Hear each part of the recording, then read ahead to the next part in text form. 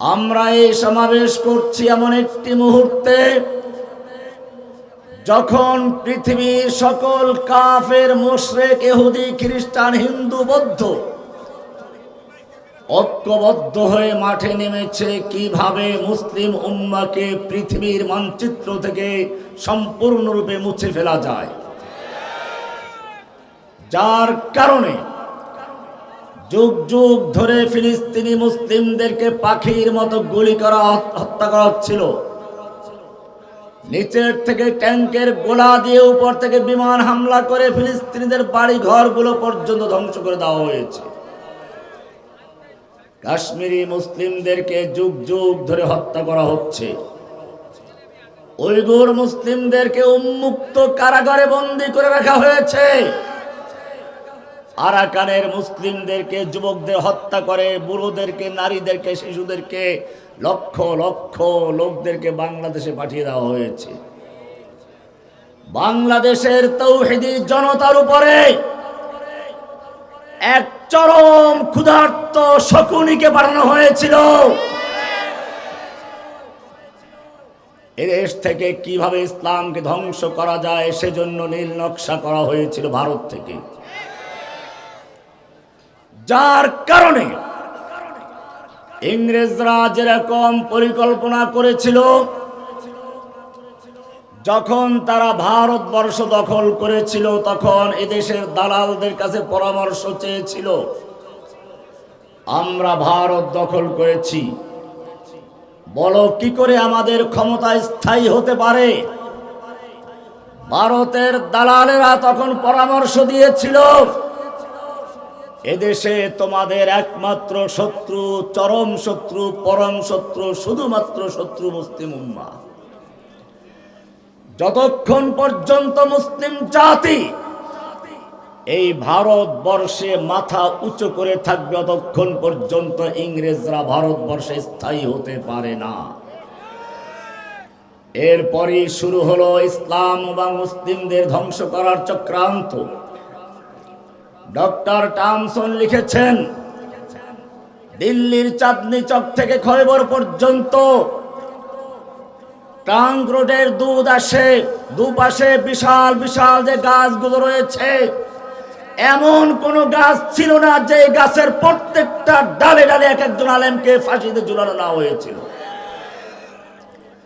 ওলামায়ে কেরামদেরকে শূকরের চামড়ার ভিতরে ঢুকিয়ে ঘোড়ার পায়ের সঙ্গে বেঁধে দিয়ে দৌড়ানো হয়েছে। ওলামায়ে কেরামদেরকে আন্দামান দ্বীপে নিক্ষেপ করা হয়েছিল, আলেমদেরকে হত্যা করা হয়েছিল, মাদ্রাসাগুলোকে পুড়িয়ে দেওয়া হলো, মসজিদগুলোকে ঘোড়ার আস্তাবল বানানো হয়েছিল, ৩ লক্ষ কোরআনে কারিমকে দিল্লি মসজিদের সামনে আগুন দিয়ে পুড়িয়ে দেওয়া হয়েছিল। শুধু এ পর্যন্তই নয়, ভারতবর্ষের মসজিদ মাদ্রাসার জন্য হাজার হাজার একর জমি ছিল, সব জমিগুলোর অক্ষ সম্পত্তি বাতিল করে দিয়ে হিন্দু দাতাদেরকে জমিদারি করে দেওয়া হয়েছিল। এরপরেও যখন ইংরেজরা দেখলো যে আলেমদের হত্যা করলাম, মাদ্রাসা বন্ধ করলাম, মসজিদ বন্ধ করলাম, কিন্তু ইংরেজ বিরোধী আন্দোলন দাবানলের মতো ছড়িয়ে পড়ছে, আবার দালালদেরকে নিয়ে বসলো।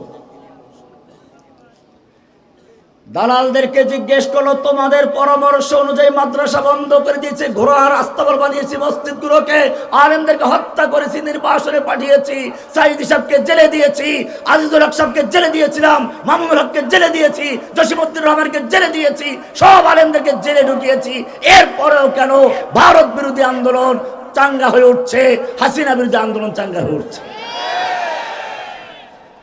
তখন অবশ্য অন্য স্লোগান ছিল।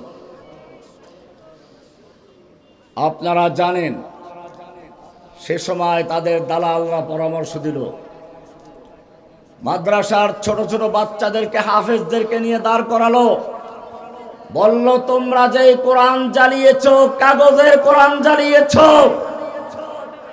তোমরা যে মাদ্রাসা পুড়িয়েছ, ইটের মাদ্রাসা পুড়িয়েছ, কাঠের মাদ্রাসা পুড়িয়েছ, তোমরা যে মসজিদগুলো বন্ধ করেছো, ইট আর কাঠের মসজিদ বন্ধ করেছো, কিন্তু জেনে রাখবে এই 14-15 বছরের বাচ্চাদের প্রত্যেকটার বুকের ভিতরে 36 পারা কোরআন সংরক্ষিত রয়েছে। যতক্ষণ পর্যন্ত এই আলেম সমাজ জীবিত থাকবে, হাফেজ থাকবে, অতদিন পর্যন্ত তোমাদের দেশে স্থায়ী সম্পত্তি থাকবে না। শুরু হলো দুইটা প্রোগ্রাম। এক হলো কিছু দালাল আলেমদের তৈরি করা, আর একদিকে যারা হক ওলামায়ে কেরাম ছিল তাদেরকে জেলে ঢুকিয়ে দেওয়া, তাদেরকে খুঁজে খুঁজে হত্যা করা। ঠিক বাংলাদেশেও নব্য ইংরেজরা, ভারতের দালাল, ভারত থেকে সুদূর প্রসারী পরিকল্পনা নিয়ে যে বাংলাদেশে এসেছিল একটা শকুনি, এদেশে ছবল মেরেছিল মুসলমানদের ইমানের উপরে। প্রথম টার্গেট ছিল আলেম ওলামাদেরকে নয়, কোরআনকে নয়, মাদ্রাসা মসজিদকে নয়, স্বয়ং আল্লাহর নবীকে কলঙ্কিত করা, নবীর নামে কুচ্ছারটনা করা, নবীর স্ত্রীদের নামে, মেয়েদের নামে চরম ভাবে কুচ্ছারটনা করে এক গণজাগরণ মঞ্চের তৈরি করেছিল এই ভারতের দালাল শেখ হাসিনা। কিন্তু আপনারা জানেন সেই ব্লগার রাজীব হায়দার যে চরম ভাবে থাবা বাবা নামে লিখে আল্লাহ রসুলকে চরম ভাবে কটূক্তি করেছিল, তাকে যখন দেশের তৌহিদি জনতা তার পাওনা চুকিয়ে দুনিয়া থেকে বিদায় করে দিয়েছিল, তখন এই শকুনি গিয়ে তার মায়ের উপরে গিয়ে ঝাঁপিয়ে পড়েছিল। তার মাকে ধরে বলেছিল, দ্বিতীয় মুক্তিযুদ্ধের প্রথম শহীদ, আমি আপনাদেরকে পরিষ্কার বলতে চাই, সেই দ্বিতীয় মুক্তিযুদ্ধ রাসূল ইসলামকে নির্মূল করার যুদ্ধ। কিন্তু দেশের জনগণ সেদিন গর্জে উঠেছিল। গণজাগরণ মঞ্চের বিকল্প হিসেবে শাপলা চত্বরে জমায়েত হয়েছিল। বাংলাদেশের দল মত নির্বিশেষে সব জায়গার থেকে আবাবিল হয়ে সেদিন ঢাকা অবরোধ করেছিল। কিন্তু কিছু দালালদের কারণে সেদিন আন্দোলন যা হওয়ার তাই হয়েছিল। আমি কিছু বলতে পারছি না কি হয়েছিল। এরপরে শুরু হলো দ্বিতীয় আরেকটি চক্রান্ত। এইভাবে রাসূলকে গালিগালাজ করে পারা যাবে না। আমরা সেদিন বলেছিলাম, তোমার বাপের জন্য আইন করছো, তোমার বাপকে কেউ গালিগালাজ করলে, অবমাননা করলে, কটূক্তি করলে 14 বছর সাজা প্রথমবার, দ্বিতীয়বার যদি কেউ করে তার যাবজ্জীবন সাজা। আমরা বলেছিলাম তোমার বাবার জন্য তুমি আইন করবে, এটাই স্বাভাবিক। তোমার কাছে তোমার বাবার শ্রদ্ধা থাকবে, এটাই স্বাভাবিক। কিন্তু জেনে রাখো, তোমার কাছে তোমার বাবার যেই পরিমাণ ভালোবাসা মহব্বত রয়েছে, আমি একজন মুসলিম হিসেবে আমার নবীর প্রেম ভালোবাসা তার চেয়ে লক্ষ কোটি গুণ বেশি রয়েছে। তোমার বাবার জন্য যদি আইন করতে পারো আর আমার রাসূলের জন্য কোনো আইন না থাকে, তাহলে জেনে রাখবে বাংলাদেশের তাওহীদি জনতা তাদের কবর রচনা নিজ হাতে তুলে নিতে বাধ্য হবে।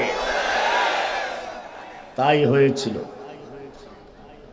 আজকে আপনাদেরকে বলতে চাই, সেদিন যারা বুকে সাহস নিয়ে, জীবনের ঝুঁকি নিয়ে সেই শাহবাগী আন্দোলনকে নস্যাৎ করে দিয়েছিল, গণজাগরণ মঞ্চকে ধূলিসাৎ করেছিল, সেই সিংহ শার্দুল রাজ জেলে আছে, আর আমরা এখানে সমাবেশ করছি। ভাইয়েরা আমার, এরপরে শুরু হলো যে না, সরাসরি রসুলকে গালিগালাজ করে এটা সর্বস্তরের জনগণ ঐক্যবদ্ধ, এটা করা যাবে না।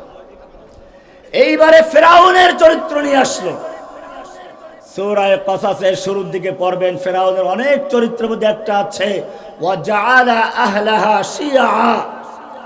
ফেরাউন তার দেশের জনগণকে বিভিন্ন দলে বিভক্ত করে তারপর রাজত্ব করছিল। আমার দেশেও সেটা শুরু হলো। প্রথম হামলা হলো এদেশের তাফসীরের কণ্ঠস্বর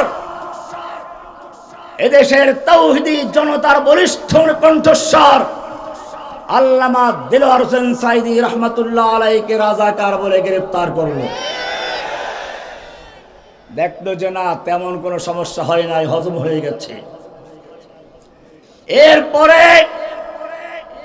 তারা চিন্তা করলো কোরআন সুন্নাহ থেকে কারা কথা বলে, কার কথায় ব্লগারগুলো মারা গেল। খুঁজে পেল জসিমউদ্দিন রহমাকে, তাকে জঙ্গিবাদের আখ্যা দিয়ে তাকে কারাবন্দী করা হলো। দেখলো না, এখানেও তেমন কোনো প্রতিবাদ হয় নাই, হজম হয়ে গেছে। এরপরে তাদের সাহস বেড়ে গেল, মামুনুল হক সাহেবকে একটা ধর্ষণের মামলা দিয়ে গ্রেফতার করলো। আরো জঘন্য অপরাধ শুরু হলো। এ পর্যন্ত আপনারা দেখেছেন, বাকিটা করতে পারে নাই, তার আগে পালাতে হয়েছে। জসিমউদ্দিন রহমানের সামনে তারা পেশ করেছিল, রহমানি তোমাকে তো ছাড়বো না। হেফাজতের নেতাদেরকে এক একজনকে দুর্নীতি দমনের মামলা দিয়ে বিশ্বের সামনে দুর্নীতিবাজ আখ্যায়িত তাদেরকে এই পরিকল্পনা করেছিল। আমি আপনাদেরকে বলতে চাই, সেদিন আল্লাহ রাব্বুল আলামিন দেখেছিলেন এদেশের অসহায় মানুষগুলো আল্লাহর কাছে ফরিয়াদ করে বলছিল, ওমা লাকুম লা তুকাতিলুনা ফি সাবিলিল্লাহ। ও যুবকেরা, তোমাদের কি হলো? তোমরা আল্লাহর রাস্তায় যুদ্ধ করছো না, লড়াই করছো না। ওয়াল মুস্তাদআফিনা মিনার রিজালি ওয়ান নিসা ওয়াল বিলদান। অথচ অসহায় নারী পুরুষ শিশুরা ফরিয়াদ করে বলছে, রব্বানা আখরিজনা মিন হাযিহিল ক্বরিয়াতিজ যালিমি আহলুহা। ও আমাদের রব, তুমি জালিমদের অধ্যুষিত জনপদ থেকে আমাদেরকে বাঁচাও। ওয়াজআল লানা মিন লাদুনকা ওয়ালিয়্যা, তুমি আমাদের জন্য তোমার পক্ষ থেকে নেতা পাঠাও। ওয়াজআল লানা মিন লাদুনকা নাসীরা, আমাদের জন্য সাহায্যকারী পাঠাও। এই ফরিয়াদে আসমান জমিন ভারী হয়ে গিয়েছিল। এই ফরিয়াদ আসছিল গুমখানায় যারা আছে তাদের পক্ষ থেকে, এই ফরিয়াদ এসেছিল কাশিমপুরের কারাগার থেকে, এই ফরিয়াদ এসেছিল আজকে বাংলাদেশে 65টা কারাগার থেকে। সেদিন আল্লাহ রাব্বুল আলামিন আবাবিল পাঠিয়ে দিয়েছিলেন। আমি যখন কারাগার থেকে দেখতে পেলাম সারা বাংলাদেশের স্কুল কলেজ মাদ্রাসা মসজিদ, এমনকি ইংলিশ মিডিয়াম স্কুলের থেকেও ছেলেরা বের হয়ে আসছে সাবিলুনা সাবিলুনা আল জিহাদের স্লোগান দিয়ে, সেদিনই বুঝতে পেরেছিলাম। যখন ওদের স্লোগান দেখলাম, রাতের বেলায় বের হলো, আমি কে তুমি কে, রাজাকার রাজাকার, কে বলেছে কে বলেছে, স্বৈরাচার স্বৈরাচার, বুকের ভিতর অনেক ঝড়, স্বৈরাচার গুলি কর। সেদিনে বুঝেছিলাম এই স্লোগান যখন চলে এসেছে, বুকের ভিতর অনেক ঝড়, রাজাকার স্বৈরাচার গুলি কর, ইনশাআল্লাহ এই জাতিকে দমানো সম্ভব হবে না। আল্লাহ তাআলা আবাবিল পাঠিয়ে দিয়েছিলেন। জেনে রাখতে হবে, যদি মুসলিম জাতি ঐক্যবদ্ধ থাকে, তাহলে কাল পর্যন্ত যে ইহুদি ওমরের দরবারে এসে ভিক্ষা করছিল, ওমর তোমাদের নবী আমাদেরকে খয়বরে থাকার জন্য পারমিশন দিয়েছিল, তুমি কেন আমাদেরকে খয়বর থেকে বিতাড়িত করছো? আমাদের থাকতে দাও, আমরা তোমাদের কৃষি কাজ করে দিচ্ছি, অর্ধেক ফসলের বিনিময়ে একটু থাকার ব্যবস্থা করে দাও। ওমর বিন খাত্তাব বলেছিলেন, আরে দুশমন, আল্লাহর নবী সেদিন কি বলেছিলেন প্রত্যেকটা কথা অক্ষরে অক্ষরে আমার মনে আছে। আল্লাহর নবী সেদিন বলেছিল, ইহুদিরা শুনে রেখো, আল্লাহ যে পর্যন্ত মঞ্জুর করেন সে পর্যন্ত তোমরা খয়বরে থাকবে। কিন্তু সেদিন বেশি দূরে নয়, যেদিন খয়বর থেকে তোদেরকে বিতাড়িত করা হবে, আজকে সেদিন এসেছে, তোদেরকে যেতে হবে।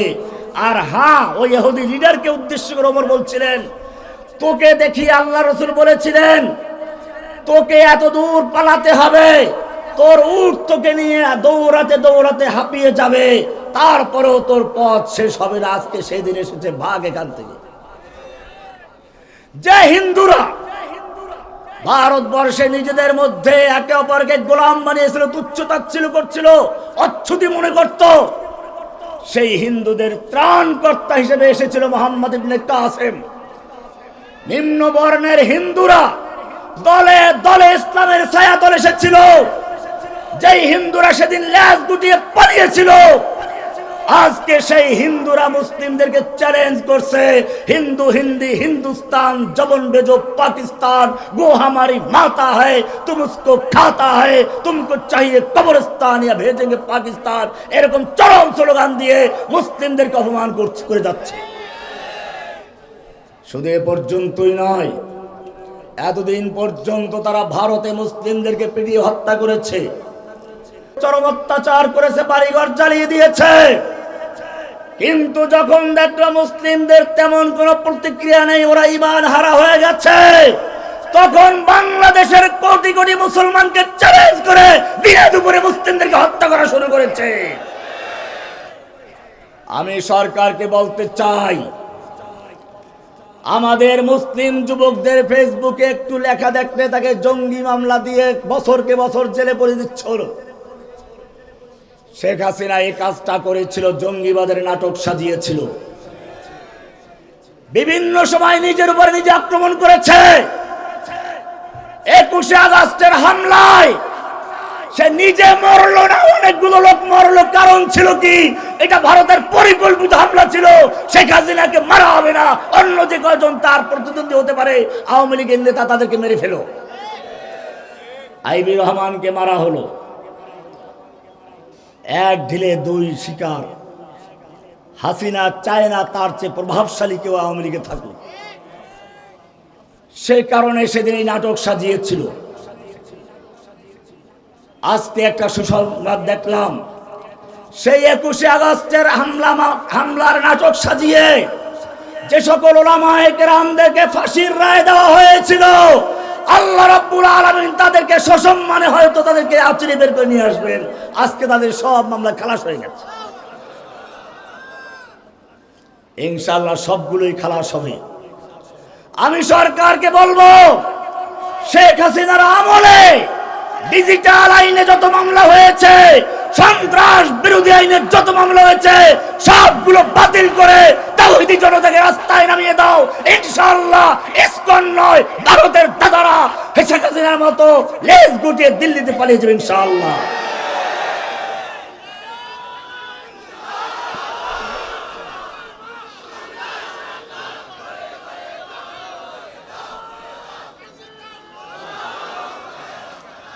আমার নামে আনসারুল্লাহ বাংলা টিম তৈরি করা হলো। আমি বহুবার বলেছি, আমি গ্রেফতার হওয়ার আগ পর্যন্ত আনসারুল্লাহ বাংলা টিম নামে কোন দল বাংলাদেশে আছে বলে আমার জানা ছিল না। কিন্তু কেন বানানো হয়েছিল? জাতির সামনে আমাকে বিতর্কিত করার জন্য, বিশ্বের দরবারে আমাকে বিতর্কিত করার জন্য, এবং শুধু আমাকে নয়, বাংলাদেশকে জঙ্গি রাষ্ট্র দেখিয়ে সে প্রমাণ করতে চেয়েছিল জঙ্গি দমনের জন্য আমাকে দরকার, আমাকে ক্ষমতায় রাখো। এই জন্য আপনারা দেখেছেন হলিয়ার্টিজান হামলা কখন হয়েছিল? যখন ওই নির্বাচনের পরে গোটা বিশ্ব তার বিরুদ্ধে লেগেছিল, সারা বিশ্বের থেকে তার বিরুদ্ধে প্রতিবাদ হচ্ছিল, ঠিক সেই মুহূর্তে হলিয়ার্টিজানের নাটক সাজিয়ে গোটা বিশ্বের দৃষ্টিভঙ্গি ভিন্ন দিকে ফিরিয়ে দিয়েছিল। এভাবে জঙ্গি নাটক করে করে দেশের মুসলিমদেরকে ধ্বংস করার গভীর চক্রান্ত হয়েছিল। কিন্তু মনে রাখতে হবে, অতীতে যা হয়ে গেছে সেগুলো গেছে। এখনো যদি ঐক্যবদ্ধ হয়ে মাঠে না থাকতে পারেন, তাহলে এখন একজন আইনজীবীকে দিনে দুপুরে হত্যা করেছে, কালকে তারা মাদ্রাসা মসজিদে হামলা করতে দ্বিধা করবে না। মসজিদেও তারা হামলা করেছে। আমি সরকারকে বলতে চাই, আমাদের কোন দল না থাকলেও দল তৈরি করে নিষিদ্ধ ঘোষণা করেছ, আর ইসকন দেশে প্রকাশ্যে জনগণকে হত্যা করছে, সন্ত্রাসী কাজ চালাচ্ছে। অবিলম্বে ইসকন নামক সংগঠনকে সন্ত্রাসী সংগঠন আখ্যায়িত করে অবিলম্বে নিষিদ্ধ ঘোষণা করে প্রজ্ঞাপন জারি করতে হবে।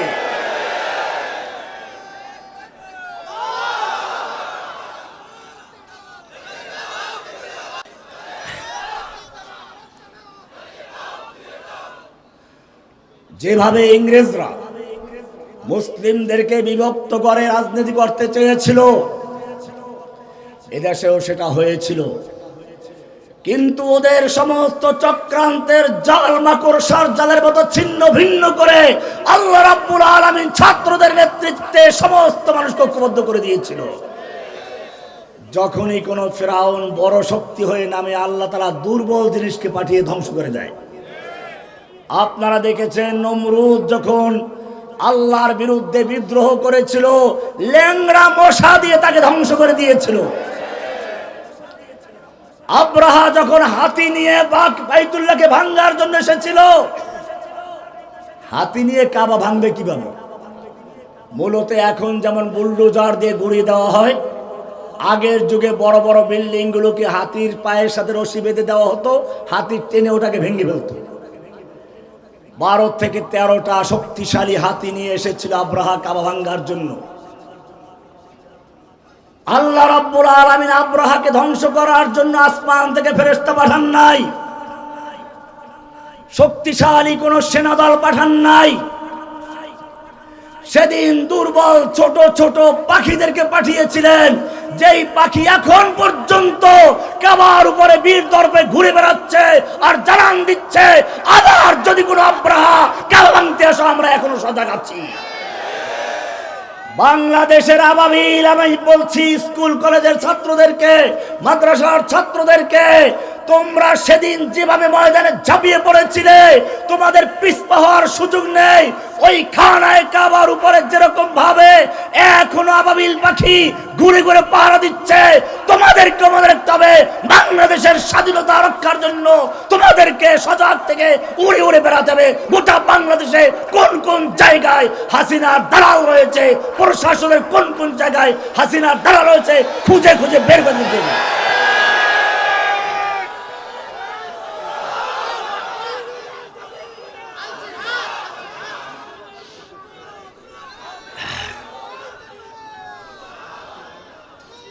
মনে রাখতে হবে, আমিরে মুআবিয়া রাদিয়াল্লাহু তাআলা আনহুর সঙ্গে আলীর যুদ্ধ হচ্ছিল। সেই সময় তৎকালীন সুপার পাওয়ার রোম সম্রাট আমিরে মুআবিয়া রাদিয়াল্লাহু তাআলা আনহুর কাছে চিঠি লিখলো, আমরা জানতে পেরেছি তোমার খলিফা তোমার বিরুদ্ধে যুদ্ধে লিপ্ত হয়েছে।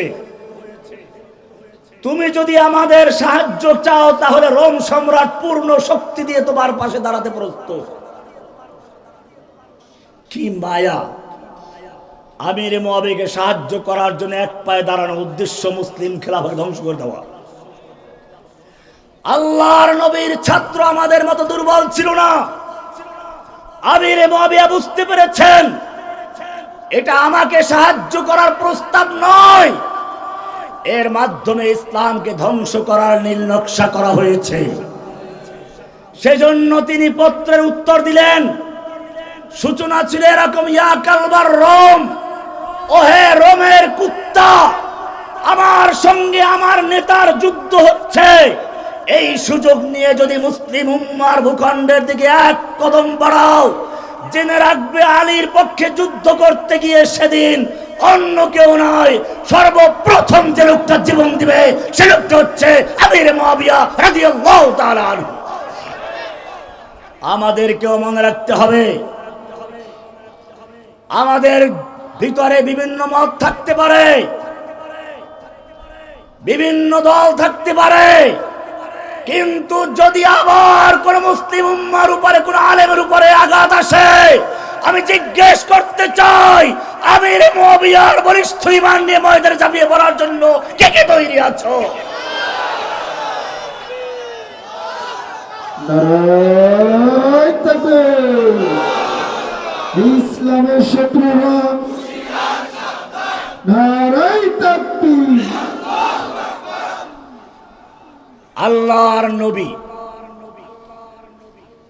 স্বপ্ন দেখলেন তিনি মক্কায় প্রবেশ করছেন নিরাপদে। মদিনায় ঘোষণা হয়ে গেল। মুহাজিররা খুশি হলো, তারা বাড়িতে যেতে পারবে, আত্মীয় স্বজনের সঙ্গে সাক্ষাৎ করতে পারবে। আনসাররাও খুশি, মক্কা দেখি নাই, দেখতে পাবো, যুবকরা খুশি। 1400 সাহাবায়ে কেরামদেরকে কাফেলা নিয়ে আল্লাহর নবী উমরা করার জন্য মক্কার কাছাকাছি এসে পড়লেন। মাত্র 11 কিলোমিটার দূরে হুদায়বিয়া নামক জায়গা পর্যন্ত আসলেন। মক্কার লোকেরা বাধা দিল, ঢুকতে পারবেন না। আল্লাহর নবী ওসমানকে মক্কায় পাঠালেন, কারণ ওসমান ছিল মক্কার জনপ্রিয় ব্যক্তি। শুধু জনপ্রিয় নয়, মক্কার মেয়েরা তাদের বাচ্চাদেরকে ঘুম পাড়াবার জন্য, আমাদের যেমন পাড়া জোড়ালো কি যেন বলা হয়, এরকম মক্কার মেয়ে লোকেরা, মায়েরা তাদের সন্তানকে ঘুম পাড়াবার জন্য কবিতা পড়তো, উহিব্বুকা ওর রহমান হুব্বা কুরাইশুন উসমান, উহিব্বুকা ওর রহমান হুব্বা কুরাইশুন উসমান। ও বাবু, আমি তোমাকে ভালোবাসি ঠিক সেভাবে যেভাবে ওসমানকে কুরাইশের লোকেরা ভালোবাসে, মক্কার লোকেরা ভালোবাসে। আল্লাহর নবী সাল্লাল্লাহু আলাইহি ওয়াসাল্লাম সেই মক্কায় ওসমানকে পাঠালেন, মক্কার লোকদেরকে বুঝাও, আমি উমরা করতে এসেছি, যুদ্ধ করতে আসি নাই। কিন্তু মক্কার লোকেরা চিন্তা করলো একটা মোক্ষম সুযোগ। মুহাম্মদ সাল্লাল্লাহু আলাইহি ওয়াসাল্লাম নিজে তার 1400 মুক্ষম সাহাবীদেরকে নিয়ে এখানে কাছে এসে গেছে। যদি এই কাফেলাকে ধ্বংস করা যায়, ইসলাম শেষ হয়ে যাবে। তবে শক্তি তো একটু পরীক্ষা করা দরকার। একটা গুজব ছড়িয়ে দিল, ওসমানকে হত্যা করা হয়েছে। আল্লাহর নবীর কানে যখন এই খবর পৌঁছে গেল, আল্লাহর নবী সেদিন তাবুর থেকে বেরিয়ে গেলেন, জোরে ডাক দিলেন, ইয়া সাহাবাস শাজারা, ওহে গাছের নিচে অবস্থানকারী সাহাবীরা বেরিয়ে আসো। 1400 সাহাবায়ে কেরাম বের হয়ে আসলেন। আল্লাহর নবী সেদিন বক্তব্য দিলেন, আমার কাছে খবর এসেছে আমার ওসমানকে হত্যা করা হয়েছে। কোন রাষ্ট্রদূতকে হত্যা করা কোন আন্তর্জাতিক আইনে পড়ে না। ওসমানকে হত্যা করা হয়েছে। আসো, আমি হাত বিছিয়ে দিলাম, আমার হাতে হাত রেখে বয়াত করো। হয়তো মক্কা বিজয় করে ছাড়বো, নতুবা সকলে শহীদ হয়ে যাব, একটা লোক মদিনায় ফিরে যাব না। কে কে তৈরি আছো? ইম্মা শরিয়া ওয়া ইম্মা শাহাদা। এই বলে তিনি হাত বিছিয়ে দিলেন। আল্লাহর নবী নিজে হাত বিছিয়ে দিয়েছেন। কিসের বায়াত ছিল ভালো করে শুনে রাখো। বায়াত তো আছে, কিন্তু এই বায়াত কিসের বায়াত ছিল সেটা জেনে রাখো। আল্লাহর নবী হাত বিছিয়ে দিলেন, 1400 সাহাবায়ে কেরাম বায়াত করলেন। একটা মাত্র মুনাফিক পালিয়ে গিয়েছিল, বাকি সব বায়াত করেছিল। এক পর্যায়ে আল্লাহর নবী নিজের বাম হাতটাকে ডান হাতের উপরে রেখে দিয়ে বলছেন, এটা ওসমানের হাত, যাতে করে ওসমান এই বায়াত থেকে বঞ্চিত না হয়। বায়াত হয়ে গেল। এই বায়াতের ধাক্কা মক্কায় পর্যন্ত পৌঁছে গেল। এবারে যারা হুমকি দিয়েছিল তারা এবারে লেজ গুটিয়ে চুক্তির জন্য প্রস্তুত হয়ে গেছে। আমি তোমাদেরকে বলতে চাই, ভারত যত হুমকি দেখ না কেন, যদি ঐক্যবদ্ধ হয়ে একটা হুমকা দিতে পারো, ভারতের লেজ গুটিয়ে তারা আমেরিকায় গিয়ে আশ্রয় নেবে। আমি এক বক্তব্য দিয়েছিলাম, ভারতকে কেমনে কেমনে টুকরো করতে হবে। ভারতের কলিজায় আগুন ধরে গেছে। আমাকে নিয়ে ওদের এখনো পেটের ভিতরে পায়খানা চলে গেছে। মনে রাখতে হবে।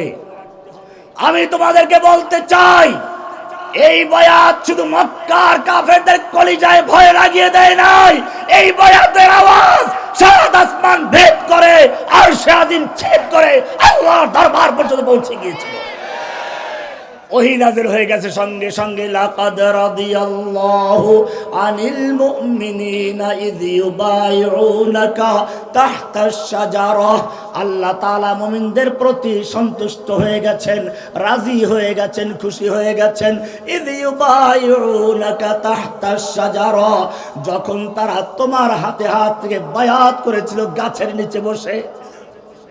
শুধু বায়াত আছে তা না, বায়াত যেই গাছের নিচে বসে হয়েছিল ওই গাছের পর্যন্ত আলোচনা এসে গেছে। শুধু এ পর্যন্তই নয়, আল্লাহ তাআলা আরো সামনে বলছেন ইন্নাল্লাযীনা ইউবাইউনাকা ইন্নামা ইউবাইউনাল্লাহ। হে নবী, আপনার হাতে হাত রেখে যারা বায়াত করেছিল তারা আপনার হাতে নয়, স্বয়ং আল্লাহর হাতে হাত রেখে বায়াত করেছে। ইয়াদুল্লাহি ফাওকা আইদিহিম, তাদের হাতের উপরে স্বয়ং আল্লাহর হাত ছিল। কিসের বায়াত ছিল? নাহনুল্লাযীনা বায়াউ মুহাম্মাদা আলাল জিহাদে মা বাকিনা আবাদা। সাহাবায়ে কেরাম পরিষ্কার করে দিয়েছেন। সুতরাং বুঝতে হবে, কোরআন বলছে লাকাদ কানা লাকুম ফি রাসূলিল্লাহি উসওয়াতুন হাসানা। আল্লাহর নবী যেভাবে যুদ্ধ করেছেন, যেভাবে মক্কা বিজয় করেছেন, বদরে বিজয় করেছেন, উহুদে বিজয় করেছেন, হুনাইনে করেছেন, ফিলিস্তিন বিজয় করেছেন, আফগান বিজয় করেছেন, সারা বিশ্ব যেভাবে মুসলিমরা বিজয় করেছে, ইনশাআল্লাহ বাংলাদেশেও সেই পদ্ধতি বিজয় করতে হবে। লাই ইয়াসলাহা আখিরু হাযিল উম্মাহ ইল্লা মা সালুহা বিহি আউয়ালুহা। এই উম্মতের প্রথম পর্যায়ের সাহাবায়ে কেরাম নবীর যুগে, সাহাবীদের যুগে, খেলাফার যুগে ইসলাম যে পদ্ধতিতে বিজয় লাভ করেছিল, কিয়ামত পর্যন্ত সেই পদ্ধতিতে বিজয় লাভ করতে হবে। জেনে রাখো, তোমাদের শত্রু অনেক শক্তিশালী, আমাদের শক্তি কম। আল্লাহ কোরআনে স্পষ্ট করে দিয়েছেন, হুনাইনের যুদ্ধে মুসলিমদের সংখ্যা ছিল অনেক বেশি। সাহাবায়ে কেরামদের মধ্যে একটু আনন্দের ভাব এসেছিল, সংখ্যা কমের কারণে আমরা আজকে পরাজিত হব না। হাওয়াযিন নামক গোত্র এমন আক্রমণ করলো, সংখ্যাধিক্যের গৌরব চূর্ণ হয়ে গেল। আল্লাহর নবীকে ময়দানে রেখে সাহাবা কেরাম এদিক সেদিক চলে গেলেন। আল্লাহর নবী ময়দান ছেড়ে পালান নাই।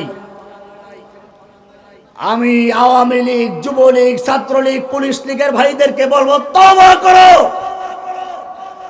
আল্লাহর নবীর নেতৃত্ব দেখো, এই আবু সাঈদদের নেতৃত্ব দেখো, যারা বুলেটের সামনে বুক পেতে দিয়ে বলছেন বুকের ভিতর অনেক চোর, স্বৈরাচার, গুলি কর। এটা আল্লাহর নবীর আদর্শ ছিল। সেদিন তিনি এই কথাই বলেছিলেন, আনান নাবিয়্যু লা কাযিব আনা ইবনু আব্দুল মুত্তালিব, আমি সত্য নবী, মিথ্যা নবী নই। যখন সংখ্যাধিক্যের গৌরব দুলিশ্বাত হয়ে গেল, এবারে আল্লাহর নবী ডাক দিলেন, তাআলা ইবাদাল্লাহ, হে আল্লাহর বান্দারা আমার কাছে গিয়ে আসো, আমাকে কেন্দ্র করে আবার জড়ো হয়ে যুদ্ধ করো। এবারে সাহাবায়ে কেরাম চলে আসলেন, প্রচন্ড শক্তি নিয়ে যুদ্ধ করছেন, আল্লাহর উপর ভরসা রেখে, সংখ্যাধিক্যের উপরে নয়। আল্লাহ তাআলা এই যুদ্ধের আবার বিজয় দান করেছেন। সুতরাং মনে করতে হবে, মুসলিমরা কখনো সংখ্যাগরিষ্ঠের উপর ভিত্তি করে যুদ্ধ করে না। যুদ্ধ করে কার উপর ভিত্তি করে? তন্দিয়ে বাদে মুখালিফ से ना घबराओ कब, ये तो चलती है तुझे ऊंचा उड़ाने के लिए। হে যুবকেরা, তোমরা হচ্ছ ঊর্ধ্ব গগনের সেই বাজ পাখি, যেই বাজ পাখি ঝড়ো হাওয়া দেখে ভয় পায় না, বরং ঝড়ো হাওয়ার তালে তালে নিজেকে আরো অনেক উপরে নিয়ে যায়। মনে রাখতে হবে, আল্লাহর নবীর সাহাবী খালিদ বিন ওয়ালিদ যুদ্ধের ময়দানে অবতীর্ণ হয়েছেন। পারস্যের সম্রাটের সুপারসালার রস্তম 3 লক্ষ সৈন্য নিয়ে মাঠে এসেছে। রাতের বেলায় গোয়েন্দাদেরকে পাঠালো, যাও তো খালিদের তাঁবুর অবস্থাটা বিচার করে আসো। গোয়েন্দারা গিয়ে দেখলো, মাশাআল্লাহ, সব কান্নাকাটি করছে। বাস্তবেই তো কাঁদে। ভোর রাতে সত্যিকার যারা আল্লাহওয়ালা মুজাহিদিন, তারা কাঁদে কার কাছে? الذين يذكرون الله قياما وقعودا وعلى جنوبهم যারা দাঁড়ানো অবস্থায়, শোয়া অবস্থায়, বসা অবস্থায় স্মরণ করে কাকে? রোমের সম্রাটের গোয়েন্দারা গিয়ে দেখলো সবাই কান্নাকাটি করছে।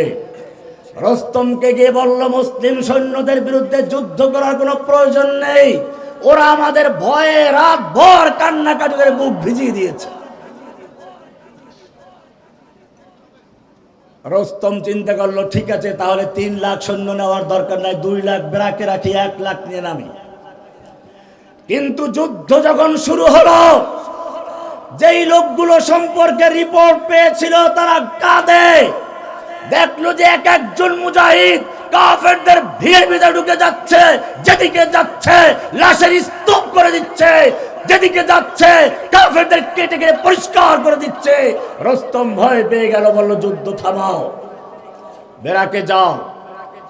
আবার গভীর রাতে বহুদর্শী বহু বিচক্ষণ গোয়েন্দা পাঠালো, মুসলিম তাবুর বাস্তব অবস্থা দেখে আসো। এবার বহুদর্শী বহু বিচক্ষণ বহু অভিজ্ঞতা সম্পন্ন সেই গোয়েন্দারা গিয়ে আজকেও দেখলো না, রিপোর্ট তো ঠিকই আছে, তারা কান্নাকাটি তো করে।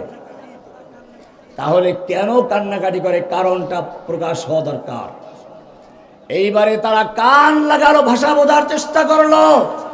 এবারে দেখলো না, ওরা আমাদের ভয়তে কাঁদছে না, ওরা কেঁদে কেঁদে বলছে, রব্বুল আলামিন আগামীকাল তোমার দুশমনদের বিরুদ্ধে যুদ্ধ হবে, মূর্তি পূজকদের বিরুদ্ধে যুদ্ধ হবে, নাস্তিকদের বিরুদ্ধে যুদ্ধ হবে, যারা ইসলামকে ধ্বংস করতে এসেছে, ওদের শৌকত শান শৌকত চূর্ণ করে দেওয়ার সময় এসেছে। আল্লাহ তুমি ওকে শক্তি দাও, সাহস দাও, আমার হাতে শক্তি দাও, আমি যেন কাফেরদের কেটে কেটে টুকরো করে জাহান্নামে পাঠাতে পারি, নিজেও টুকরো টুকরো হয়ে যাই, শহীদ হয়ে যায়। কিয়ামতের মাঠে যখন শহীদরা জখম নিয়ে উঠবে, যখন তাদের জখমগুলো তাজা হবে, ইয়াসরবু দামান, রক্ত ঝরতে থাকবে, লাউনুহু লাউনুদ দাম, রিহু রিহুল মিসকে, রংটা হবে রক্তের রং, ঘ্রাণটা হবে মিশক আম্বরের ঘ্রাণ।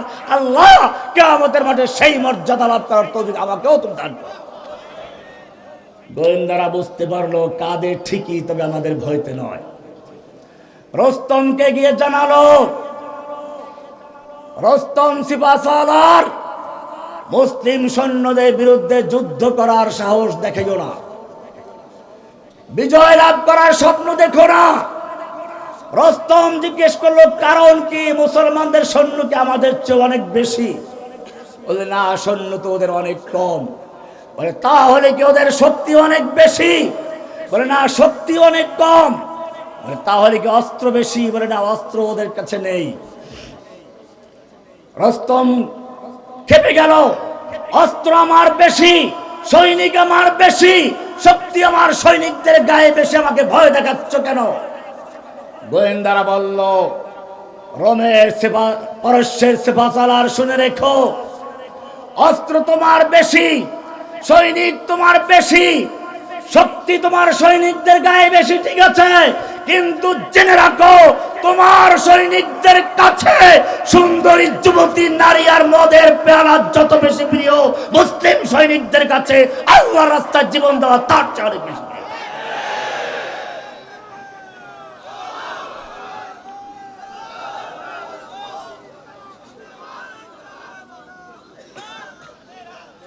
মনে রাখতে হবে, জেল জুলুম অত্যাচার আসবে,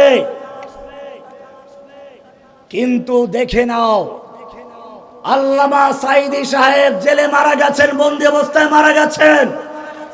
আমি জিজ্ঞেস করতে চাই, জীবিত সাঈদীর শক্তি বেশি ছিল না মরা সাঈদীর শক্তি বেশি ছিল? প্রমাণ কি? প্রমাণ আছে। প্রমাণ হচ্ছে, সেদিন সাঈদী সাহেবের জানাজা ঢাকায় করতে দেওয়া হয় নাই, কারণ হাসিনা বুঝতে পেরেছিল জীবিত সাঈদীর চেয়ে মরা সাঈদী লক্ষ কোটি গুণ শক্তিশালী বেশি। যদি জানাজা করতে দেওয়া হয়, বিপ্লব হবে, অভ্যুত্থান হবে, তার গতি টিকবে না। সেই জন্য রাতের অন্ধকারে তাকে ঢাকা থেকে বের করে দেওয়া হয়েছিল। জেলখানায় যারা গিয়েছিল তারা কি দুর্বল হয়ে গেছে? এক পিচ্চি রফিকুল ইসলাম মাদানী, ছোট্ট মানুষ, গোটা শরীরটা বারুদে ভরা। আজকে কথা হলো কোন জায়গায় আসার কথা ছিল, অসুস্থ, দোয়া করে আল্লাহ সমাধান করে, আমি অসুস্থ আসতে পারে নাই। যাই হোক, আমি বলতে চাই যারাই কারাগারে গেছে তাদের ঈমান কি দুর্বল হয়েছে না আরো শক্তিশালী হয়েছে? ও যুবক শুনে রেখো, জেল কাটতে হলেও ঈমানি শক্তির প্রয়োজন আছে। মানুষ খাঁচায় বন্দি করে ওই পাখিকে, যেই পাখির আওয়াজ ভালো, তোতা পাখি পালে অথবা রূপ আছে ময়না পাখি পালে, কেউ আর কোনোদিন কেউ খাঁচায় পালে না। বোঝা গেল যাদের ভিতরে ঈমানি চেতনা আছে, যাদের ভিতরে মূল্য আছে, যুগে যুগে কাফেররা তাদেরকে জেলখানায় বন্দী করেছে। সুতরাং জেলখানায় বন্দী হওয়া কোনো পীর বুজুর্গের বদদোয়ার ফসল নয়, বিভ্রান্ত হবেন না। জেল খেটেছেন আমাদের নবী মুহাম্মদুর রাসূলুল্লাহ সাল্লাল্লাহু আলাইহি সাল্লাম, একদিন দুদিন নয়, 3 বছর পর্যন্ত শিহাবে আবি তালেবে বন্দী জীবন যাপন করেছেন। ইমামে আবু হানিফা রাহমাতুল্লাহ আলাইহি কারাগারে ছিলেন। ইমামে আহমদ বিন হাম্বল দীর্ঘদিন কারাগারে ছিলেন। ইমাম ইবনে তাইমিয়া রাহমাতুল্লাহ আলাইহি জেল খেটেছেন। ওলামায়ে দেওবন্দের বড় বড় আলেমরা ইংরেজদের জেলে ছিল। বাংলাদেশের বড় বড় আলেম যারা, তারা সবাই জেলে ছিল। সুতরাং জেলখানা যাওয়াটা কোনো দোষের ব্যাপার নয়। অনেকে মনে করে আমাদের হুজুরের কাছে কেউ আসতে ভয় পায় না, তাদের কাছে আসলে নাকি সেই গ্রেফতারি পরোয়ানা সাদা হয়ে যায়। আমি জিজ্ঞেস করতে চাই, তোমার পীর বুজুর্গের চেয়ে আল্লাহর নবী বুজুর্গি বড় ছিল না ছোট ছিল? আল্লাহর নবীর চেহারা তোমার পীরের চেয়ে সুন্দর ছিল না কম ছিল? একটু কোরআন থেকে তোমাদেরকে হিসাব দিচ্ছি। আল্লাহর নবী কি সুন্দর ছিলেন, কবি সুন্দর করে বলছেন, ওয়াহসানা মিন কালাম তারাকাতু আইনি ওয়াজমালা মিন কালাম তালিদিন নিসাউ খুলিকতা মুবাররাম মিন কুল্লি আইবি কান্নাকা কদ খুলিকতা কামা তাশাউ। আয়েশা বলছেন, ওয়ালানা শামসুন ওয়ালিল আফাকে শামসুন ওয়া শামসি আফদালু শামসিস সামাই ফাইন্নাশ শামসা তাতলু বাদাল ইশাই বাদাল ফজরি ওয়া শামসি তাতলু বাদাল ইশাই। শেখ সাদি বলছেন, লা ইউমকিনুস সানাউ কামা কানা হাক্কুহু বাদা খুদা। বুজুর্গ তো এক কিসসা মুখতাসার। আর এক কবি বলছেন, দুরফেশানি নে তেরি কতরু কো দরিয়া কর দিয়া দিল কো রোশন कर दिया आंखों को बीना कर दिया खुद न थे जो राह पर औरों के हादी बन गए क्या नजर थी जिसने मुर्दों को मसीहा कर दिया। কি নবীর শান, কি নবীর চেহারা। শুধু এ পর্যন্তই নয়, নবী যখন রাস্তায় চলেন মেঘ দিয়ে ছায়া দেয়। নবী যখন পেশাব করতে গেছেন আড়াল করার কিছু নেই, খেজুর গাছ এগিয়ে এসে আড়াল করছে। নবী যখন মজলিসে বসে কথা বলছেন, নবীর আওয়াজের চেয়ে কেউ জোরে কথা বলে ফেলেছে, আল্লাহর বরদাশত হয় নাই, সঙ্গে সঙ্গে ওহী নাযিল হয়ে গেছে, ইয়া আইয়ুহাল্লাযীনা আমানু লা তারফাউ আসওয়াতাকুম ফাওকা সাউতিন নবী ওয়ালা তাজহারু লাহু বিল কওলি কাজহারি বাযিকুম লিবাযিন আন তাহবাতা আমালুকুম ওয়া আনতুম লা তাশউরুন। হে মুমিনগণ, খবরদার নবীর আওয়াজের চেয়ে জোরে আওয়াজ করে কথা বলবি না। নিজেদের মধ্যে যেরকম কথোপকথন করো, জোরে জোরে কথা বলো, এমনটা নবীর শানে করবি না। এমনটা যদি করো, আন তাহবাতা আমালুকুম, জীবনের সমস্ত নামাজ, রোজা, হজ, যাকাত, জিহাদ, কিতাল সব বরবাদ হয়ে যাবে। ওয়া আনতুম লা তাশউরুন, টেরও পাবি না। কে বলেছেন? কত মায়া নবীর আওয়াজের চেয়ে জোরে আওয়াজে কথা বললে ওহী নাযিল হয়ে যায়। শুধু এতটুকুই নয়, আল্লাহর নবী কোরআনকে মুখস্থ করার জন্য ঠোঁট নাড়াচাড়া করছেন, কষ্ট করছেন। আসমান থেকে ওহী নাযিল হয়ে গেছে, লা তুহাররিক বিহি লিসানাকা লিতাজারা বিহি ইন্না আলাইনা জামাহু ওয়া কুরআনা। হে নবী, আপনি কোরআনকে দ্রুত মুখস্থ করার জন্য ঠোঁট নাড়াচাড়া করবেন না। গোটা কোরআনকে নূর বানিয়ে আপনার সিনায় জমা করে দেওয়ার দায়িত্ব আমি আল্লাহ নিজে গ্রহণ করেছি। কোরআন মুখস্থ করতে গেলে কষ্ট করতে হয়, এতটুকু কষ্ট করতে চান না, কষ্ট দিতে চান না কে? শুধু এ পর্যন্তই নয়, নবী তাহাজ্জুদ পড়ার জন্য উঠবেন, ঘুমিয়ে আছেন, আল্লাহ বলছেন ওঠো, ইয়া আইয়ুহাল মুজাম্মিল, কি আদর মাখা ডাক, ও কামলিওয়ালা চাদরওয়ালা ওঠো, কুমিল লাইলা ইল্লা কালিলা, রাতের বেলায় জাগরণ করো, তবে কিছুক্ষণ ঘুমিয়েও থাকো, নিসফাহু আবিল কুসমিনহু কালিলা আও জিদ আলাইহি, অর্ধেক রাত বা তার চেয়ে বেশি বা তার চেয়ে একটু কম, ওরাত্তিলিল কোরআন তারতিলা, তুমি সারা রাত্র ইবাদত করার দরকার নেই, রাতভর জেগে জেগে পা ফুলিয়ে ফেলো, এটা দরকার নেই। তুমি যেমন সারা রাত্র ইবাদত করলে খুশি হও, আমি আল্লাহ তোমাকে ঘুমন্ত দেখলেও খুশি হয়ে চলে। বলুন সুবহানাল্লাহ। কি মায়া! আমি যদি এক এক করে বলতে থাকি অনেক বলতে পারবো। এবারে জিজ্ঞেস করতে চাই, এই নবীকে যখন তায়েফের ময়দানে পাথর মারা হচ্ছিল, আল্লাহ দেখতে পাচ্ছিলেন কিনা? আল্লাহর ফিরাবার ক্ষমতা ছিল কিনা? ফিরান নাই কেন? মোহাব্বত কমে গেছিল নাকি? গাছে দিয়ে ছায়া দেয়, জোরে কথা বললে ওহী নাযিল হয়, হ্যাঁ, নবীর আওয়াজের চেয়ে আওয়াজ করলে ওহী নাযিল হয়, ঠোঁট নাড়াচড়ে কোরআন মুখস্থ করলে ওহী নাযিল হয়ে যায়। আর এখন পাথর মারা হচ্ছে, কেন তুমি ফিরাও না? সম্পর্ক কি নষ্ট হয়ে গেছে?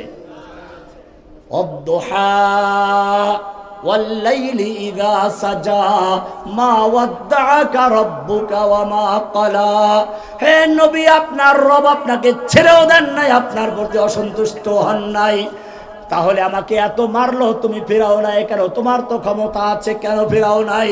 শুধু এ পর্যন্তই নয়, উহুদের ময়দানে আল্লাহর নবী লোহার টুপি পরে, মাথায় যুদ্ধ টুপি পরে তিনি যুদ্ধের ময়দানে অবতীর্ণ হয়েছেন।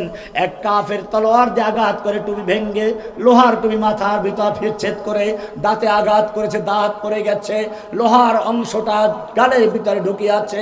একজন সাহাবী সেটা বের করার জন্য দাঁত দিয়ে কামড় দিলেন, দাঁতগুলো তার উপরে গেল, লোহা বের হয়ে আসলো, আল্লাহর নবীর গোটা গাল রক্তাক্ত হয়ে গেল। ও মুসলমান, আমি জিজ্ঞেস করতে চাই, ওই কাফের যখন আল্লাহর নবীর মাথার উপর আক্রমণ করেছিল, আল্লাহ তাআলা দেখতে পাচ্ছিলেন কিনা? আল্লাহর ফিরাবার ক্ষমতা ছিল কিনা? ফিরিয়েছিলেন। কেন ফিরান নাই? উত্তরটা খুঁজে বের করো। কোরআন পরিষ্কার জানিয়ে দিয়েছে, আম হাসিবতুম আন তাদখুলুল জান্নাতা ওয়া লাম্মা ইয়াতিকুম মাসালুল লাযীনা খালাউ মিন ক্বাবলিকুম মাসাতহুমুল বাসাউ ওয়াদ-দাররাউ ওয়া যুলজিলু হাত্তা ইয়াকুলার রাসূলু ওয়াল লাযীনা আমানু মাআহু মাতা রাসূলুল্লাহ। স্বয়ং আল্লাহর নবী সাহাবীরা সহ বলতে বাধ্য হন, আল্লাহর সাহায্য কবে আসবে? ও মুসলিমরা জেনে রাখো, আল্লাহর নবী মসজিদের নববীতে শুয়ে আছেন, সাহাবায়ে কেরাম এসে বলছেন, আলা তাদউল্লাহ লানা আলা তাস্তানসিরু লানা, হে আল্লাহর নবী, আপনি কি আমাদের জন্য একটু আল্লাহর কাছে সাহায্য চাবেন না? আমাদের জন্য আল্লাহর মদদ চাবেন না? আমরা তো ধ্বংস হয়ে যাচ্ছি। সুমাইয়াকে হত্যা করো, লজ্জাস্থানে আঘাত করে, আম্মারকে পিটিয়ে মারা হচ্ছে, ইয়াসেরকে মারা হয়েছে, বেলালকে উত্তপ্ত আগুনে রৌদ্রে ফেলে দেওয়া হচ্ছে, আপনি কি একটু দোয়া করবেন না? আল্লাহর নবী কাবার চত্বরে চাদর মুড়ি দিয়ে শুয়েছিলেন, উঠে বসে পড়লেন, চাদরটা সরালেন আর বললেন, ও আমার সাহাবীরা শুনে রেখো, তোমাদের পূর্বে যারা ছিল তাদের হাঁটু পর্যন্ত গাড়া হতো, সুম্মা ইউতাবিল মিনশার, এরপরে তাদের মাথার উপরে করাত রাখা হতো, ফায়ুদা আলা রাসি, মাথার উপরে করাত রাখা হতো, মাথা থেকে পা পর্যন্ত কেটে দু টুকরো করা হতো, এরপরেও তারা ঈমান থেকে এক চুল পরিমাণ পিছপা হতো না। তোমরা কি মনে করছো এমনি জান্নাতে ঢুকে যাবে? মনে রাখতে হবে, তোমাদের চেয়ে আল্লাহর নবীর বুজুর্গি অনেক বড় ছিল। তোমাদের বুজুর্গির চেয়ে তাহাজ্জুদ আল্লাহর নবী বেশি পড়তেন। তোমাদের বুজুর্গদের চেয়ে আল্লাহর নবী আল্লাহর কাছে বড় মুত্তাকি ছিলেন, তাকে যুদ্ধ করতে হয়েছে। তোমাদেরকে এর ব্যতিক্রম নয়। আল্লাহর নবীর উসওয়া, লাকাদ কানা লাকুম ফি রাসূলিল্লাহি উসওয়াতুন হাসানাহ, এই আয়াত কোন সূরায় খুঁজে দেখো, এটা মিষ্টি খাওয়ার আয়াত নয়। লাকাদ কানা লাকুম ফি রাসূলিল্লাহি উসওয়াতুন হাসানা, মিষ্টি সুরে মেয়ে লোকের সুরে বলে এরপরে মিলাদ পড়া মিষ্টি খায়। এই আয়াত সূরা আহজাবের ভিতরে, যেই সূরায় উল্লেখ আছে আহজাব, গোটা কাফেরদের সম্মিলিত শক্তি যখন মদিনা আক্রমণ করেছিল, গাজওয়াতুল আহজাব বলা হয় যেটাকে, সেই আলোচনা যেই সূরায় রয়েছে ওই সূরার মধ্যে রয়েছে লাকাদ কানা লাকুম ফি রাসূলিল্লাহি উসওয়াতুন হাসানা। তার মানে আল্লাহ তাআলা জানিয়ে দিয়েছেন, আল্লাহর নবী যেভাবে বদরে, ওহুদে, খন্দকে, তবুকে, মুতায় যেভাবে মক্কা বিজয় করেছেন, ও মুসলিম জাতি, সত্যিকার যদি ইসলামকে বিজয় করতে চাও তাহলে তোমাকেও সেই বদর, ওহুদ, খন্দক, হুদায়বিয়া, হুনাইন, তাবুক সব কিছু সুন্নাহ পালন করতে হবে। ওই সময় বিজয় এসেছে যে পথে, তোমাদের বিজয় হবে সেই পথে। আব্রাহাম লিঙ্কনের পথ ধরে কখনো ইসলামের বিজয় হতে পারে না। লাকাদ কানা লাকুম ফি আব্রাহাম লিঙ্কন উসওয়াতুন হাসানা হতে পারে না। এটা দুর্ভাগ্য মুসলিম জাতির জন্য, যখনই পৃথিবীর বুকে নতুন কোন একটা মতবাদ মাথা চারা দিয়ে উঠেছে, একদল আলেম সঙ্গে সঙ্গে অসহায়ের মতো সেই মতবাদকে ইসলামাইজেশন করার জন্য চলে গেছে। সমাজতন্ত্র যখন আসলো, একদল আলেম দেখলো সমাজতন্ত্র ইসলাম, কারণ সমাজতন্ত্রের একটা জয় জয়কার অবস্থা হয়েছিল। স্লোগানটা ভালো ছিল, কেউ খাবে তো কেউ খাবে না, তা হবে না, তা হবে না, কেউ 10 তলায় কেউ গাছতলায়, তা হবে না। এই বৈষম্যের মূল কারণ হচ্ছে ব্যক্তি মালিকানা। ব্যক্তি মালিকানা থাকবে না, রাষ্ট্রের কলকারখানা, জমি জমা সব থাকবে রাষ্ট্রের মালিকানায়, জনগণ শুধু কাজ করবে আর সমানভাবে ভোগ করবে। কি সুন্দর স্লোগান!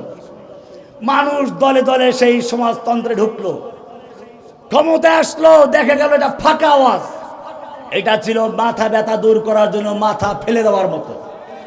গোটা দেশের জনগণকে গরু ছাগলের মতো, পশুর মতো শ্রমিক বানিয়ে মুষ্টিমেয় কয়েকজন নেতা গোটা দেশের মালিক বনে গেছিল।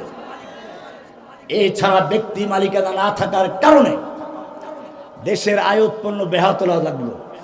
শেষ পর্যন্ত সমাজতন্ত্রীদের বড় বড় মূর্তিগুলোর গলায় রশি লাগিয়ে কেন দিয়ে টেনে রাস্তায় গুড়ি গুড়ি করে দিয়েছিল। সেই চিত্র আর একবার দেখলো বাংলাদেশের জনগণ। একটা লোককে আল্লাহর নবীর সিরাতের পরিবর্তে এই জাতির কাছে একটা লোকের সিরাতকে এত প্রচার করা হয়েছিল, মনের ভিতরে যেন গেঁথে যায়, সেটা বারবার বলা হচ্ছে। তবে গেঁথে গেছে। মনের মালিক কে? মনের মালিক কে? উলাইকা কাতাবা ফি কুলুবিহিমুল ঈমান। মুমিনদের অন্তরে ঈমানের বীজ রোপণ করেন কে? আল্লাহ রাব্বুল আলামিন এই জাতির নতুন প্রজন্মের কাছে ওই মূর্তির উপরে এত ঘৃণা তৈরি করে দিলেন। ইব্রাহিম আলাইহিস সালাম যেমন মূর্তিখানায় ঢুকলেন, গিয়ে দেখলেন বড় বড় মূর্তি, অনেক দামি দামি খাবার আছে, গিয়ে বলেন খা খা, আলা তাগুলুন, খাও না, খা, বাস থাকবো। দরবান বিলিয়ামিন থাপ্পড় মারলে পরে পাথরের মূর্তি, মূর্তি ব্যথা পায় না নিজে ব্যথা পায়? পাইছে ব্যথা। এইবারে উঠছে রাগ যে হাতে না, এবারে কুড়াল লইল, এবারে কুড়াল দিয়ে মূর্তি ভেঙ্গে চুরমার করে বড় মূর্তির গলায় কুড়াল লটকে দিয়ে ভাগলো। লোকেরা যখন আসলো মেলায় আবার পূজা দেওয়ার জন্য, এসে দেখলো সর্বনাশ, সব মূর্তির হাত পা ভেঙ্গে চুরমার হয়ে গেল। কে এই কাজটা করলো? নমরুদের কাছে ছুটে গেছে যুবকরা। ভালো করে শুনো, নমরুদ এসে পড়েছে রাজকীয় মূর্তিখানায়, এই কাণ্ড ঘটেছে। নমরুদ এসে কিছুক্ষণ পর্যন্ত চিন্তা করলো, ভাবলো কোনো ভূমিকম্প হলো না, ঝড় তুফান হলো না, মারামারি যুদ্ধ হলো না, এই মূর্তিগুলো কে ভাঙলো? নিশ্চয় এটা মূর্তি ভাঙা পর্যন্ত শেষ নয়, বরং এটা হচ্ছে এই মূর্তির সমাজকে ভেঙে দিয়ে তাওহীদের সমাজ গড়ার এক সুদূর পরিকল্পনার সূচনা মাত্র। সে প্রথম প্রশ্ন করলো, এটা কোনো যুবক আছে যেই যুবক এই মূর্তির সমালোচনা করে? লোকেরা এবার বলল, হ্যাঁ হ্যাঁ, একজন যুবকের ব্যাপারে শুনেছি, সেই মূর্তির সমালোচনা করে, তার নাম হচ্ছে ইব্রাহিম। তার নাম কি? ও যুবকের, আমাদের জিজ্ঞেস করতে চাই, নমরুদ কেন যুবকের কথা বলল? কারণ নমরুদ বুঝতে পেরেছিল এই মূর্তি ভাঙ্গা পর্যন্ত এই আন্দোলন শেষ নয়, বরং এই মূর্তির সমাজকে ভেঙে দিয়ে তাওহীদের সমাজ গড়ার জন্য একটা নতুন আন্দোলন শুরু হচ্ছে। আর সেই আন্দোলন শুরু হচ্ছে মূর্তি ভাঙ্গা দিয়ে। আমি ছাত্র জনতাকে বলতে চাই, যারা জুলাই আগস্টে আন্দোলন করেছ, তোমরাও সেই ইব্রাহিমের অনুসারী। কদ কানাত লাকুম উসওয়াতুন হাসানাতুন ফি ইব্রাহিম ওয়াল্লাযীনা মাআহ। ইব্রাহিম এবং তার সঙ্গীদের মধ্যে রয়েছে তোমাদের জন্য আদর্শ। ইব্রাহিম সেদিন পালান নাই, বরং এটা আন্দোলনের সূচনা ছিল। তোমাদের জুলাই আগস্টের আন্দোলন একটা সূচনা। ইনশাআল্লাহ সেদিন বেশি দূর নয়, যদি ঐক্যবদ্ধ থাকতে পারো।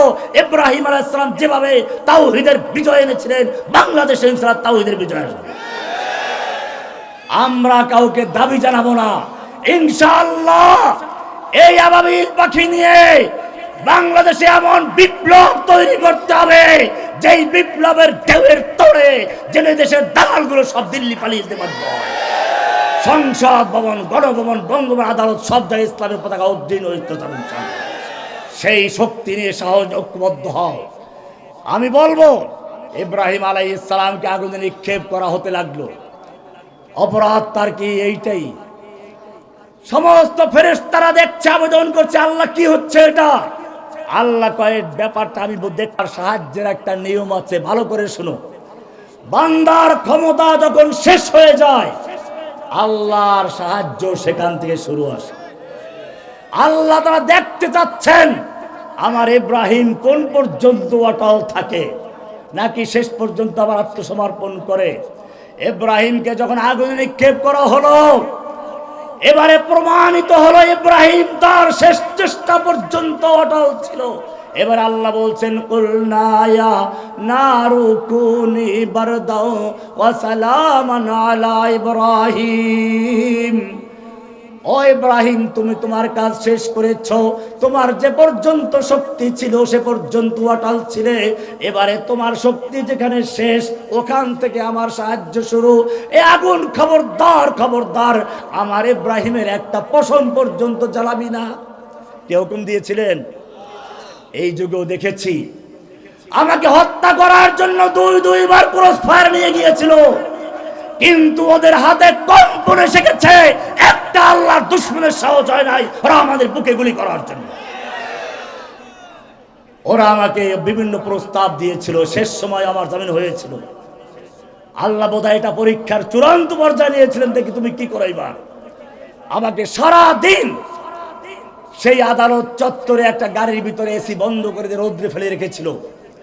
আমার কেবল মনে পড়ে শেষে বিলালের কাহিনী। এত লোক এখান থেকে আসা যাওয়া করছে, কেউ জানে না যে রহমানীকে এই গাড়ির ভিতরে নির্যাতন করা হচ্ছে। যখন আদালতের সময় শেষ হয়ে যাচ্ছে, তখনই কে বলছে, রহমানী এইটা বলো, এটা স্বীকার করো, তোমাকে ছেড়ে দেব, বড় পদ দেওয়া হবে। আমি তখন বেহুশের ভান করেছিলাম, কারণ ওদের কথা জবাব দিব না।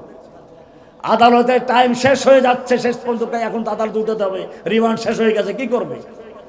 আদালতের চত্বরে পুলিশকে ডেকে রেখে দিয়ে ওরা পালাইছে ওখান থেকে। মরলে কি করব? আল্লাহ রাব্বুল আলামিন আমাকে বাঁচিয়েছেন। কে বাঁচিয়েছেন? সেজন্য তোমাদেরকে বলবো, ইব্রাহিমের মতো তাওহীদ নিয়ে যদি মাঠে নামতে পারো, আজ भी जो कर इब्राहिम का ईमान पैदा आग कर सकती है अंदाज गुलिस्ता पैदा।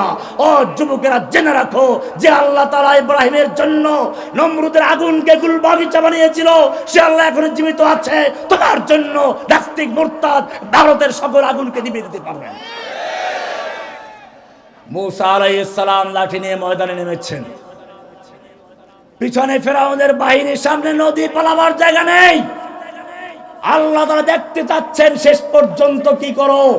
মুসার ক্ষমতা শেষ হয়ে গেছে, সামনে নদী, পিছনে ফেরাউনের বাহিনী। আল্লাহ বলেন, মুসা তোমার ক্ষমতা শেষ হয়েছে, তোমার ক্ষমতা যেখানে শেষ ওখান থেকেই আমার সাহায্য শুরু হবে। এবারে মারো লাঠি। লাঠি মারলেন, পানি ভাগ হয়ে দাঁড়িয়ে গেছে। মুসার বাহিনী পার হয়ে গেলেন, ফেরাউনকে চুবিয়ে মেরেছেন।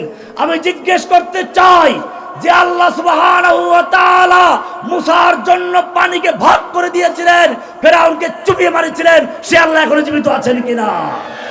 ভারতের সৈন্যদেরকে বুড়িগঙ্গায় যমুনায় চুবিয়ে মারতে পারেন কিনা? मिस्ले कलीम हो अगर मारे का आज़मा कोई, मिस्ले कलीम हो अगर मारे का आज़मा कोई, आज भी आती है कोहे तूर से बंगला तखफ। যেভাবে মুসাকে আল্লাহ বলেছে লা তাখাফ, তোমার কোনো ভয় নেই, তুমি বিজয়ী হবে, সে আল্লাহ জীবিত আছেন কিনা? ওয়ালা তাহিনু ওয়ালা তাহজানু ওয়া আনতুমুল আ'লাউনা ইন কুনতুম মুমিনিন। ভয় নেই, চিন্তা করো না, বিজয়ের মালিক কে? ওয়া আনতুমুল আ'লাউনা ইন কুনতুম। শুধু একটাই দরকার, আমাদের ঈমানি তাওহীদি শক্তি দরকার। কি দরকার? আমাদের আশ্চর্য হতে হয়, যেই মুসলিম সৈনিকেরা, যুবকেরা আল্লাহর দরবারে কেঁদে কেঁদে শক্তি সঞ্চয় করবে, দুর্ভাগ্য তাদের, সেই আল্লাহর দরবার বাদ দিয়ে তারা মূর্তি পাহারাদারি করতে গেছে। उनको तहजीब ने हर बंद से आजाद किया, लेके काबे से सनम खाने में आबाद किया। কাবার দরবার থেকে নিয়ে মন্দিরের দরবারকে দাঁড় করে দিয়েছে। কি মারাত্মক অবস্থা! তুমি যতই চেষ্টা করো হিন্দুদেরকে খুশি করার জন্য, ইহুদিকে খুশি করার জন্য, আল্লাহ বলছেন ওয়ালান তারদা আনকাল ইয়াহুদু ওয়ালান নাসারা হাত্তা তাত্তাবিআ মিল্লাতাহুম। আল্লাহ আরো বলেছেন লা তাজিদান্না আশাদ্দান নাসি আদাওয়াতাল লিল্লাযিনা আমানুল ইয়াহুদ ওয়াল্লাযিনা আশরাকু। তুমি মানুষের মধ্যে সবচেয়ে মুমিনদের বড় শত্রু আল্লাহ বলেছেন দুইটা। কয়টা? কয়টা? কে বলেছে? লা তাজিদান্না, অবশ্যই পাবে, আশাদ্দান নাসি আদাওয়াতান, চরম শত্রুতাকারী, পরম শত্রুতাকারী, কঠিন শত্রুতাকারী দুদলকে পাবে। কদলকে? লা তাজিদান্না আশাদ্দান নাসি আদাওয়াতাল লিল্লাযিনা আমানুল ইয়াহুদা ওয়াল্লাযিনা আশরাকু। ইহুদিদেরকে আর মুশরিকদেরকে পাইবা। ইহুদিরা আছে ফিলিস্তিনে, মুশরিকরা আছে ভারতে, ঠিক কিনা? সুতরাং তোমাদেরকে আমি আহ্বান করব, তৈরি থাকো। এটা কোনো ভয়ের কারণ নেই। সাহাবায়ে কেরামদের যখন ভয় দেখানো হয়েছিল, বদরের যুদ্ধে যখন কাফেররা পরাজিত হয়েছিল, বলেছিল আবার যুদ্ধ হবে এখানে, আল্লাহর নবী তৈরি হয়ে আসবেন। কাফেরদের কলিজায় ভয় লেগে গেল, কিন্তু না আসলে তো একটু লজ্জার ব্যাপার আছে। মদিনায় খবর ছড়িয়ে দিল ইন্নান নাসা ক্বাদ জামাউ লাকুম ফাখশাউহুম, খবরদার তোমরা বদরে দ্বিতীয়বার যাইও না, অনেক বিশাল সৈন্য সমাবেশ করেছে মক্কার লোকেরা, তাদেরকে ভয় করো, পরাজিত হয়ে যাবে। কিন্তু আল্লাহর নবীর সাহাবীদের কানে যখন এই আওয়াজ গেল, তারা কি ভয় পেয়েছিল? কোরআন বড় পরিষ্কার বলা আছে আল্লাযীনা ক্বালা লাহুমুন নাসু ইন্নান নাসা ক্বাদ জামাউ লাকুম ফাখশাউহুম ফাযাদাহুম ঈমানা। তাদের ঈমান আরো বৃদ্ধি হয়ে গেল। তারা বলতে লাগলো আচ্ছা এইটাই তো আমরা চাচ্ছি। যুবক ওহুদের ময়দানে যুদ্ধ করছে, আল্লাহর নবীর সামনে পড়ে গেছে, ইয়া রাসূলুল্লাহ, আমার এই সুন্দর চেহারা, আমার এই বাহু, আমার এই যৌবন, আমি যদি আল্লাহর রাস্তায় যুদ্ধ করে শহীদ হয়ে যাই, আমার জন্য কি পুরস্কার রয়েছে? আল্লাহর নবী বললেন জান্নাত। যুবক বলল বাহ, এত সহজ জান্নাত। তাই একটা খেজুর বের করলেন, দুই তিনটা খেয়ে বললেন, বাকিগুলো ছুঁড়ে মারলেন, এতগুলো খেজুর খেলে আমার জান্নাতে যেতে দেরি হয়ে যাবে। তলোয়ার নিয়ে যুদ্ধ করতে লাগলেন, দুশমনদের কাটতে কাটতে ওদের ভিড়ের মধ্যে ঢুকে পড়লেন। পূর্ণিমার চাঁদ যেরকম ভাবে কালো মেঘের ভিতরে গায়েব হয়ে যায়, দুশমনদের ভিড়ের মধ্যে যুবক গায়েব হয়ে গেলেন। সাহাবায়ে কেরাম ডাক দিলেন, যুবক ফিরে আসো, কাফেরদের ভিড়ে চলে গেছো কেন? যুবক তাকালো, ঠোঁটে মুস্কি হাসি, চেহারায় রক্ত, আর বলছে আমাকে যেতে দাও, বিদায় দাও। আমি ওদের প্রান্তের থেকে, ওদের পাহাড়ের দিক থেকে আমার নাকের ভিতরে জান্নাতের সুগন্ধ পাচ্ছি। আমি জিজ্ঞেস করতে চাই, যদি প্রয়োজন হয় বাংলাদেশের স্বাধীনতা রক্ষার জন্য, ইসলামকে রক্ষার জন্য, আবার সেই সাহাবায়ে কেরামদের আদর্শ নিয়ে মাঠে ঝাঁপিয়ে পড়ার জন্য কে কে তৈরি আছো? লিল্লাহি তাকবীর, নারায়ে তাকবীর। ইসলামের শত্রুরা হুঁশিয়ার সাবধান, নারায়ে तकबीर सबक पढ़ फिर सदाकत का अदालत का हो गया आखिर जलवाए खुर्शीद से ये चमन मामूर होगा नगमाए तौहीद से कत्ल करना है तो कर ले आशिक दिलदार को हम शिकायत जा करेंगे कातिबे तकदीर को वसल्लल्लाहु तआला